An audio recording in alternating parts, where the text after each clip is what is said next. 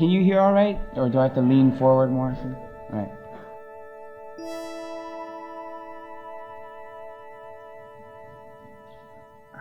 I have a real hard time talking about what pieces are about, because in a way, because of the way they're made, they just sort of, they happen little by little. And when I agreed to come here, I was coming to do a lecture and to do a mural, and the mural was not specifically having to do with anything. When you do a mural, it has to fit into the context, how long it's going to be there, who's going to see it, and things like that. If I was going to do a specific AIDS mural, it would be an educational thing. And I wouldn't do it inside an art school, I'd do it on a public wall.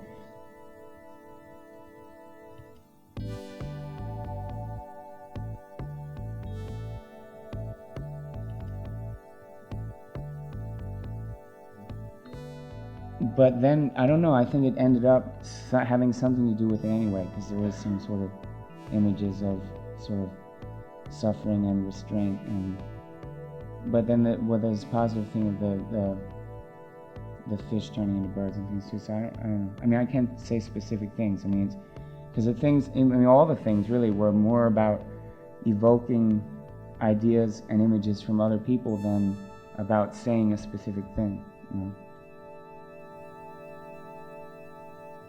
Especially when I was drawing the subway. And a lot of things, like, especially when I was drawing the subway, I didn't know what, a lot of them, I mean, I would create on the spot, and I didn't know what they meant when I did it. And I'd find out more from things people would tell me later than, you know, that I didn't even realize what I had done. I was like, oh yeah, that's what it means, you know.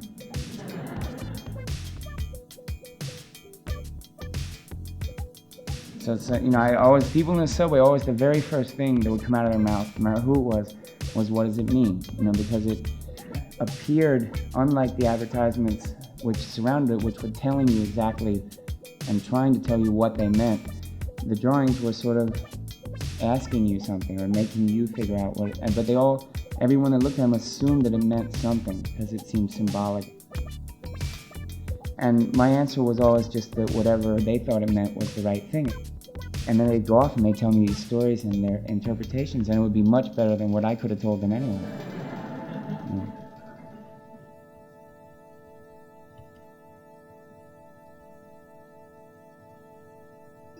The way that, from the beginning, when I started doing the figures and things that were about communication, about communicating ideas, and then finding an outlet, and, you know, finding this huge network of people, and realizing that through television and magazines and all these things that you were reaching all these people, that I started realizing the responsibility that carried with it.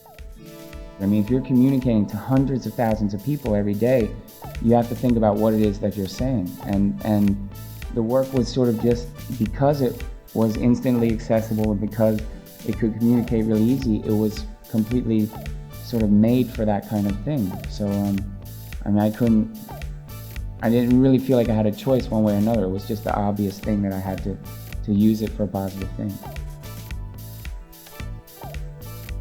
Every time when I go someplace, I'll find a place that I can do a mural at the same time, so that there's something left there.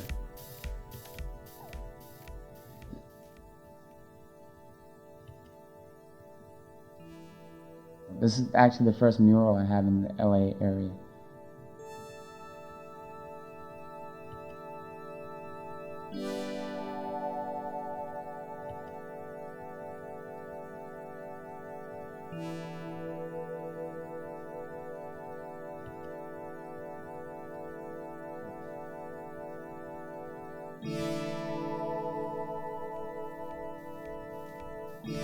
So, I mean, I wanted to make a mural that would be something that could be looked at for a long time.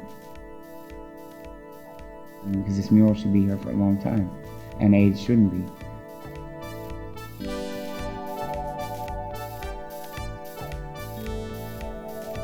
I think that's the last slide.